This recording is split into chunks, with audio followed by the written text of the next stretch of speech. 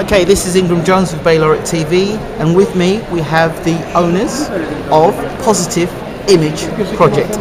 Hi. Hiya, hello. This is Denise Lewis. Hi there. And Flo. Our large. Hi. Okay, so tell me about the Positve Image Project. Well, the Positve Image Project really is a creative consultancy. It's really about being creative, about working around children. One of the things that I do is that I'm a social worker, and one of the things I recognise quite strongly is that a lot of the children that I place are placed with white carers. We're not saying that that shouldn't happen, but what we're saying is that if that does happen, the carers need to know about the culture, the heritage, the health and the care of the black children who they care for. But first and foremost, we're actually a social enterprise, and we're about promoting positive images of ourselves. And we're, as Denise said, we're a creative consultancy. We're about fun, we're about culture, and we're about people, and we're inclusive. Again, about the book, one of the things about the book is that we wanted to go out to different parts of local authorities to give it to social workers, and also to give it to children who are actually placed in care, because it's quite an empowering tool as well. I mean, black children who are based in Devon with a white carer, it's going to be so hard for them to find out about their culture and heritage. Absolutely. Yes, they can Google it, but we want something that they can pick up, they can read. We've got lots of contact details within the book as well, where the children can actually find out a little bit more about who they are, their culture, their heritage, their hair, their skin. Unfortunately, one of my carers did ask me several years ago whether it was okay for her to use cooking oil to cream a black child's skin, and of course I had to tell her no, you can't use cooking oil, you use shea butter, cocoa butter. But the sheer ignorance and lack of knowledge is the reason why we decided to do this book. If you think about where we are, I mean, Cameron is saying we've got to place our black children somewhere, but at the end of the day you should place them where they're best going to be served, in the sense that our book is meant to educate, empower. At the moment, there were between 2011 and 2012, statistics show that only 17% of babies were adopted, and out of that, it's like, well, what were the figures for black children? What are the statistics for black children? While it's easy for Cameron to say, yes, we need to adopt, we need to make the process faster, but give also the information, and that goes with it. Have the tools, have the books, have the information to support the young child in care. This is fantastic. This is really fantastic information, because obviously Denise and Flo invited me over to the Whitney Houston fundraiser in Luton, which is brilliant. So you were to raise awareness of what you do for Positve Image, the Positve Image Project. It was about raising awareness, but it was also about raising funds. The book is going to cost us £5,000 to publish and to print in the UK, and we've managed to raise 1,500 so far by selling our wonderful t-shirts, which we're going to show you today. Okay. Our t-shirts are socially conscious, they're cultural. Yep. And they're cultural. We have a picture of Angela Davis on the front, and at the back we have a poem. Okay, let's have a look at this one. Inspirational to the end. Okay, can you get a close up there? Yeah, and we have the poem Still at the I back. Rise, it says. Yes, it does. And at the back, those of you who know the wonderful inspirational poem by Maya Angelou, Still I Rise. Challenge anybody to say the first verse. get a fiver off. Can you just pull it up a bit so I can see at the bottom of it? Yeah. So people can read it. Okay. Fantastic. That's one of the ways that we're raising funds for the book, because it's so important for us to get that funding. We're also looking for donations and sponsorships from other organisations. So anybody out there who want to put money towards a really positive cause, we are a social enterprise. Please feel free to contact us on positiveImageProject@hotmail.com. Or you can get us on our Facebook page, where we have information about what we're doing, what events we're at. We're just posting inspirational verses. So there's always things that we're up and doing. And on Twitter, please follow us, Positve Image P. Excellent stuff. The other thing is, we are the Positve Image Project, and yes, we have the books, and yes, we have the t-shirts, but we also have a group called the Naya Girls Group, which is an empowerment group for black girls.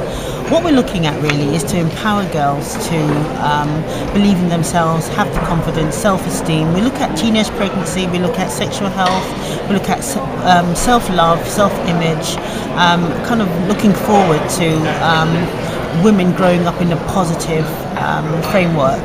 The especially young girls, and you hear about them, you know, there's an article about girls being in gangs and the initiation ceremony, and that's really quite sad when young girls, maybe 15, even not even some of them even younger, have to go into gangs and think, oh, I've got to do this to feel that I'm accepted. And really what they should be about is, I'm about myself, I love myself, and it's about us giving them that platform so they can feel, I don't need to join a gang, I don't need to be sort of, for want of a better word, put down or not have that self-esteem or positive image about myself.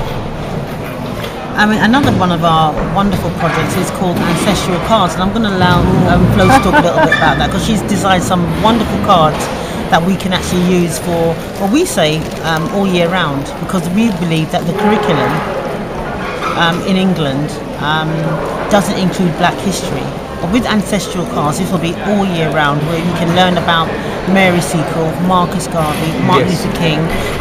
But when we go to schools about this, they always say, well, we'll use it for Black History Month. And we say, well, Black History Month is only in October. Yeah, why is Black History Month only, why is it only 1 month a year? Is it only 1 month a year that we should be focusing? Or should be every day we should be looking at these things? I think when you look at the term history doesn't stop on one day. No, it doesn't. So when we look at what school, we talk about the Germans and the Tudors, and that doesn't happen in one day. So our Black history goes way back. So why should it be one day? We've got loads of information. It should be on the curriculum, and I've designed some ancestral cards so that actually it goes into all subjects: social sciences, arts, music. So Key stage 2, 3, and 4, even up to undergraduate level. So we can have the information. So if we want to use them in school, so that it becomes the norm and not just sort of an add-on at the end of the I've got a big question to ask. Now, going back to the Black History Month. Now, as a child growing up, primary, secondary school, when you talk about Black History Month, you talk about Martin Luther King, Marcus Garvey,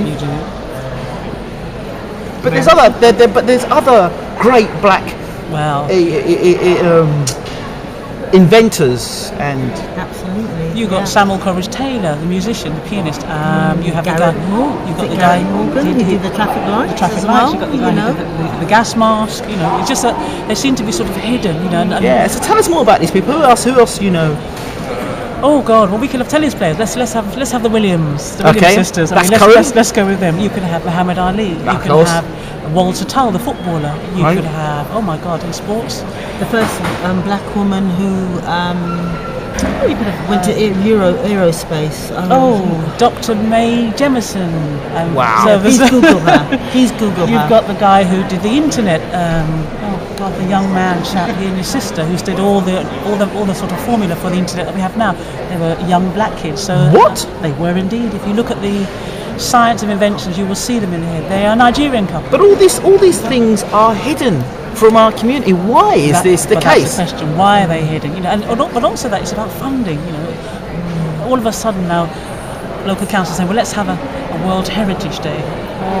Well, the Asians have their day, the Chinese have their day, the Greeks. So why is it so something to do with Black? So we get kind of marginalised and tucked in, and it's a shame. And so I think it's really important because we have a very strong Black history, and I think for whatever reason, people want us to believe that we don't have one. History stops and starts at slavery. We know that really is not the case. We've had kings, we have queens, we have African inventors. empires. Absolutely. We have them all. They're all there. So the cards, the books that we're doing, the whole of our kind of reason for being is about. We are here. We've got positive image. We've got a story, and you're going to hear it. Do you have a message for any young person today watching this today? How can they be inspired by what you do? To be inspired by what we do, I would say to believe in yourself. It's so important to be true to yourself as well. And sometimes in life, people often say, you can't do this. Don't believe them. You can do it. It's very important to strive for your goal and keep reaching for it. Remember, knowledge is power. You know, the books are there. You might say, I don't want to read, but you've got the internet. It's all there for you. You've just got to find it, read it, assimilate it, take it in and use it. And that's what it's about. That's what we're about. Now, you are two very strong Black women. Not aggressive. Beautiful. No, that is it's true. It's quite true. Aggressive. You are aggressive. No. It's true. No, but you know when you say it's always a term that's used when we're kind of confident. Yeah. We know what we're about. It's like, oh, they're aggressive. Were you going to ask me a question just then? What you don't know is that they've got 2 knives under this. No, I'm joking. Absolutely, there's a joke there. I'm No, no, joking. no. We can handle that. Yeah. No, we don't, but it is true. We are confident. My dad always says, you know, it's an old Nigerian saying, never carry your colleague's shoe. And we always wondered, what's that about? He said, you know, you came into the world on your own, you stand on your own 2 feet. You don't carry anybody else's shoes. You make your own plough, you make your own journey, and that's what it's about. I do believe that quite strongly, but I also believe in quite community spirit. I believe in doing things as a team. I believe in doing it as a collective. I believe in being community spirited and kind of working with other agencies as well. So, I also believe that no man is an island. Absolutely. We are the some parts of everybody. I think that's how it goes. So how long have you guys actually been around? Not very long. We're babies actually. We're We've not been around a year old. Yeah. It will be a year in August. Wow. Yeah. So who have you done work for so far in terms of the product you've? We're in contact with BAF, the British Association of Fostering Adoption. Fantastic. They're really interested in the book.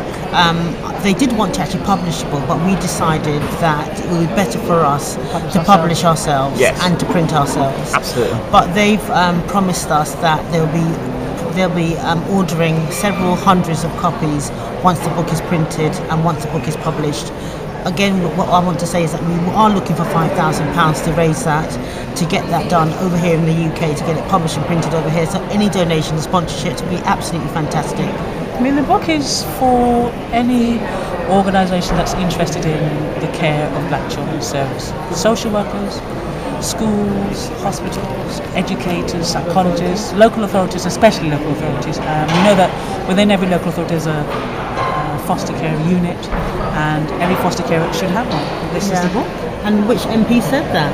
The MP that said that was For Croydon. Chuka Uma is the MP who said that. The book, where is it available? It's not available anywhere yet because it's not published or printed as yet. But once it is available, we're looking for it to go on Amazon. Can I have a look inside? You can indeed. Pages? So platinum black hair, interesting. It's all the images, and within the book, all the images are powerful, positive images Of black children. A history of Kenro. Where's David Hay? David Roy, if you're watching this, you need to throw some money at them. We've even please. got a step by step. That's a really popular page. Look at this one. How To Cane Row, Step by a step. step-by-step guide. Look at this. Please bear in mind that some of the carers are going to be white and they will have black children placed with them. So this is fantastic for them. A lot of my white carers say to me, "Oh, Denise, I've never touched a black person's hair. I don't know how to do it." You know, knowledge is power. So this is not just for the black community. Really, this is to educate other communities as well. Absolutely. So a lot of people might look at this video and think, "Oh, it's just another black thing," but it's actually universal. It's for everybody. We're talking about schools as well. I mean, there was a really quick example. A friend of mine's daughter went swimming at school, a little black girl, and of course we're told after you come out of the bath you cream your skin. Yes. So this little girl is creaming her skin and the teacher couldn't wait because the coach was ready to go. So she says, no, come on, you have to go. And the little girl said, "My mum said I have to cream my skin." No, come on, let's go, we've got to go. So little girl went home upset, and then the teacher said, "Why are you crying?" And she goes, "My mum said I had to cream my skin." Went home upset. Her mum spoke to her, spoke to the school and said that, as black people we do need to cream our skin after we come out of the bath and shower. So this is knowledge that teachers and schools need as well.